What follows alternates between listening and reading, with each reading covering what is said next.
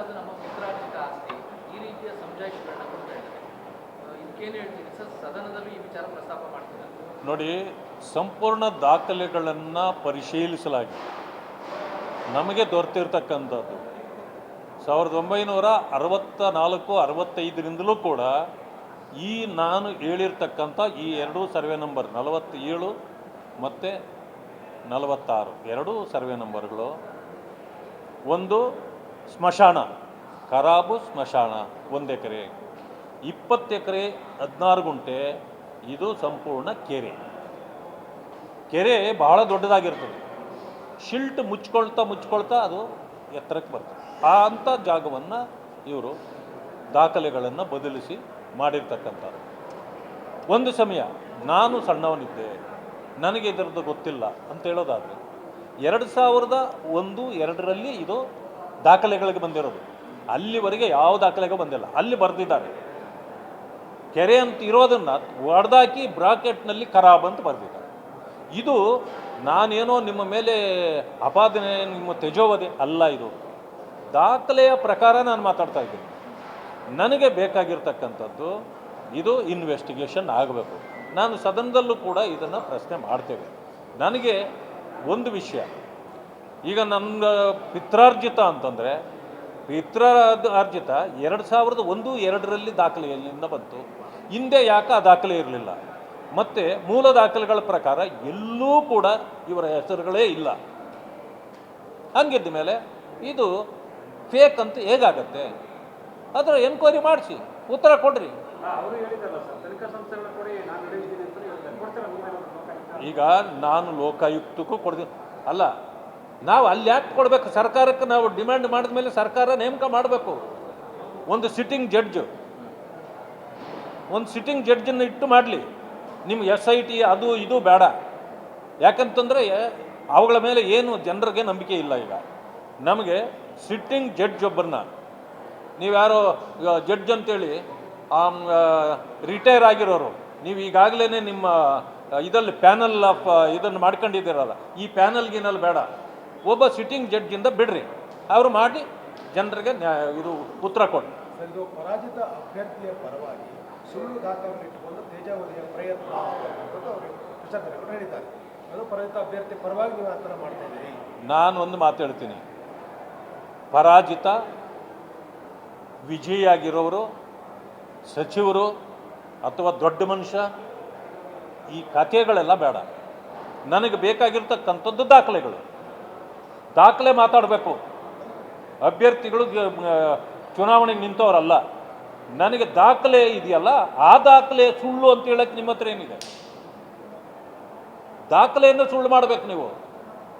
ಅದಕ್ಕೆ ಎನ್ಕ್ವೈರಿ ಮಾಡಿರಿ. ಇನ್ನೊಬ್ಬರ ಮೇಲೆ ಗೂಬೆ ಕೂರಿಸ್ತಕ್ಕಂಥದ್ದು ಬೇಡ. ವಿರೋಧ ಪಕ್ಷದಲ್ಲಿ ನಾವು ಇರೋದೇನಕ್ಕೆ? ನ್ಯೂನ್ಯತೆಗಳನ್ನು ಎತ್ತಿ ನಿಮಗೆ ತೋರಿಸಲಿಕ್ಕೆ.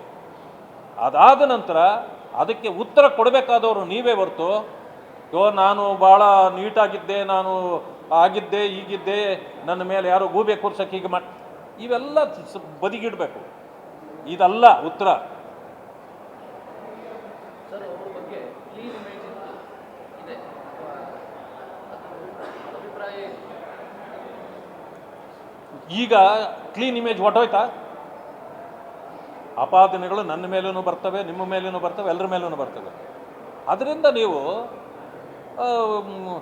ನಾನು ಕ್ಲೀನು ಅನ್ನೋದನ್ನು ಆಮೇಲೆ ಪ್ರೂವ್ ಮಾಡಬೇಕು. ಅದರಲ್ಲೂ ಕ್ಲೀನ್ ಬರೀ ಹೇಳ್ಕೊಂಡ್ರೆ ಕ್ಲೀನ್ ಆಗೋದಿಲ್ಲ. ನಾವು ಸಂದರ್ಭಗಳು ಬಂದಾಗ ವಿಷಯವನ್ನು ತಗೊಂಡು, ಇಲ್ಲ ಇದಕ್ಕೂ ನನಗೆ ಅದಕ್ಕೆ ಸಂಬಂಧ ಇಲ್ಲ ಅಂತೇಳಿ ಬರಬೇಕು. ಈಗ ಮುಖ್ಯಮಂತ್ರಿಗಳು ನಾನು ಭಾಳ ಕ್ಲೀನ್ ಅಂತಿದ್ರು, 14 ಸೈಟ್ ಕೊಟ್ಟಾಗ ವಾಪಸ್ ಕೊಟ್ರಲ್ಲ, ಎಲ್ಲಿ ಕ್ಲೀನ್ ಇತ್ತದು? ಹಾಗೆಯೇ ಎಲ್ಲರ ಮೇಲೂ ಈ ರೀತಿ ಆಪಾದನೆಗಳು ಬರ್ತವೆ ಸರ್ ಅಧಿಕಾರದಲ್ಲಿರೋರ ಬಗ್ಗೆ.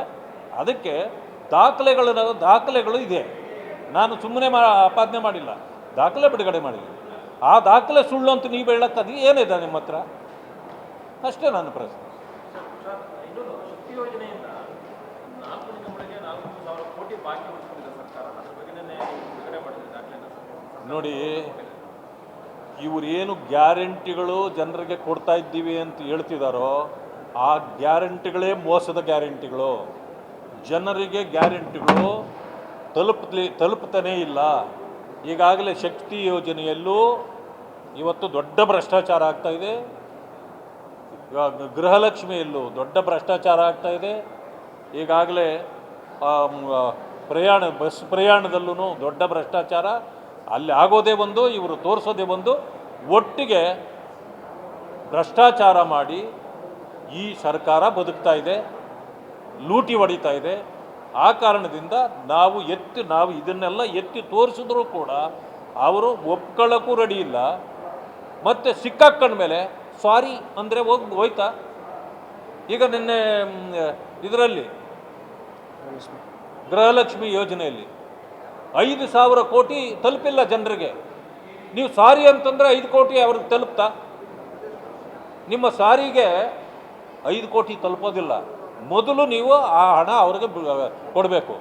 ಮತ್ತು ಮಾನ್ಯ ಮುಖ್ಯಮಂತ್ರಿಗಳು ಇದರ ಜವಾಬ್ದಾರಿ ಹೊರಬೇಕು. ಯಾಕಂತಂದರೆ ಅವರೇ ಫೈನಾನ್ಸ್ ಮಿನಿಸ್ಟರ್ ಆದ್ದರಿಂದ ಮೊದಲು ಸಾರಿ ಅನ್ನೋದಕ್ಕಿಂತ ಮೊದಲು ಅವರ ರಾಜೀನಾಮೆ ಕೊಡಬೇಕು. ಅವರು ಮುಖ್ಯಮಂತ್ರಿಗಳು ರಾಜೀನಾಮೆ ಕೊಟ್ಟರೆ ಇವೆಲ್ಲವೂ ಸರಿ ಹೋಗ್ತದೆ. ಇದೆಲ್ಲಕ್ಕೂ ಕಾರಣ ಅವರೇ. ರಾಮಲಿಂಗ ರೆಡ್ಡಿ ಹೇಳಿದ್ರೆ 4,000 ಕೋಟಿ ಏನಿದೆ ಬಾಕಿ, ಅದು ನಿಮ್ಮಿಂದಾನೆ ನೀವು ಸಾಲ ಮಾಡಿ ಹೋಗಿದ್ದನ್ನು ನಾವು ತೀರಿಸ್ತಾ ಇದ್ದೀವಿ ಅಂತ ಮಾತಾಡ್ತಾರೆ. ನಿಮಗೆ ಪರ್ಟಿಕ್ಯುಲರ್ ಅಲ್ಲ, ಈಗ ನೀವು ಜನರಿಂದ ಇದು ಬ್ಯಾಲೆನ್ಸ್ ಇದೆ ಅಂದ ಕಾರಣಕ್ಕೆ ನಮ್ಮ ಹೆಸರು ಬಂತ. ಈಗ 2.5 ವರ್ಷ ಆಯಿತು, ಏನು ತಿಂತಾ ಇದ್ರ? ಕಡುಬು ತಿಂತಾ ಇದ್ರ? 2.5 ವರ್ಷದಿಂದ ಸರ್ಕಾರ ಏನು ಕಡುಬು ತಿಂತಾ ಇತ್ತಾ? ಎಲ್ಲ ಸರ್ಕಾರಗಳು ಆಡಳಿತ ಮಾಡುವಾಗ ಎಲ್ಲ ಅಕೌಂಟ್ಗಳನ್ನ ಚುಕ್ತಾ ಮಾಡಿ ಹೋಗಲ್ಲ. ಆನ್ ಗೋಯಿಂಗ್ ಪ್ರಾಜೆಕ್ಟ್ ಏನಿರ್ತದೆ ಅದರ ಪ್ರಕಾರವೇ ಹೋಗೋದು. ಏನು ಇವರೇನು ಕ್ಲೀನ್ ಚಿಟ್ ತಗೊಂಡು ನಾವೆಲ್ಲನೂ ನಮ್ಮ ಅವಧಿದ್ದು ಎಲ್ಲನೂ ನಾವು ತೀರಿಸ್ಬಿಟ್ಟಿದ್ದೀವಿ, ಇನ್ನು ಮುಂದೆ ಬರೋ ಸರ್ಕಾರ ಇಲ್ಲಿಂದ ಝೀರೋದಿಂದ ಹೋಗ್ಬೇಕು ಅಂತ ಮಾಡ್ತಾರ? ಎಲ್ಲ ಸರ್ಕಾರಗಳು ಮಾಡೋದು ಅದೇನೆ. ನೀವು ನಾಳೆ ಬಿಟ್ಟು ಹೋಗೋದು ಏನು ಅಂತ ಗೊತ್ತು. ನಾನು ಅಂದ್ಕೊಂಡಿದ್ದೇನೆ, ಇವರು ಮಾಡಿರ್ತಕ್ಕಂಥ ಈ ದರ್ಬಾರ್ ಇದೆಯಲ್ಲ, ಇದರಲ್ಲಿ ಸಂಪೂರ್ಣ ಖಜಾನೆಯೆಲ್ಲ ಲೂಟಿ ಮಾಡಿ 3 ಕಾಸು ಉಳಿಸದೆ ಸಾಲ ಮಾಡಿ ಈಗ ಮುಂದೆ ಬರ್ತಕ್ಕಂಥ ಸರ್ಕಾರದ ತಲೆ ಮೇಲೆ ಹಾಕಿ ಹೋಗ್ತಾರೆ. ಅದರಿಂದ ನಾನು ಇವತ್ತಿಂದನೇ ಹೇಳ್ತೀನಿ, ಕಾಂಟ್ರಾಕ್ಟ್ಗಳು ಇನ್ನೇನು ಅನೌನ್ಸ್ ಆಗ್ತವೋ ಇವೆಲ್ಲ ಯಾರಾದರೂ ನೀವೇನ ಕಾಂಟ್ರಾಕ್ಟ್ರುಗಳು ಈ ಕಾಂಟ್ರಾಕ್ಟ್ ಕೆಲಸಗಳನ್ನೇನಾದರೂ ತಗೊಂಡ್ರೆ ಮುಂದೆ ನೀವು ಇದೇ ಪರಿಸ್ಥಿತಿಯನ್ನು ಅನುಭವಿಸಬೇಕಾಗ್ತದೆ. ಹುಷಾರಾಗಿರಿ ಅಂತ ಈಗ ನಿಮ್ಮ ಮೂಲಕ ಹೇಳಲಿಕ್ಕೆ ಬಯಸ್ತೀನಿ.